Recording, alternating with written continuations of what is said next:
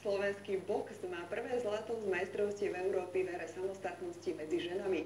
Na mládežníckom šampionáte v tureckom Ordu ho v kategórii mladších dorasteniek do 54 kg vybojovala 15-ročná Oravčanka Jessica Triebeľová. Stredoškolská študentka medzinárodných obchodných vzťahov z Oravskej obce Klin vo finále do 54 kg zdolala vlaňajšiu európsku šampiónku Rusku Valeriu Rodionovovú 2:1 na body. Áno, určite to bol môj najťažší zápas. Bol trochu aj taký tlak, že už presvedčilo veľa o zlato.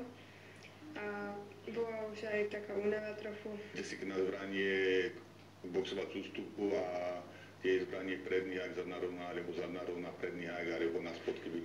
A v tomto sa stále zdokonalujeme. Boxu sa venuje 6. rok, pretože To nie je hlavne, ako si všetci myslíte, len bitka, ale treba pri tom hlavne veľa rozmýšľať. najbližšou výzvou sú budúcoročné majstrovstvá sveta, a to vzdialenejšou Tokijská olympiáda 2020, kde sa ženský box predstaví pod 5 kruhmi tretíkrát. Určite to chcem dotiahnuť až do Tokia, ale ešte je veľa cesty a postupne.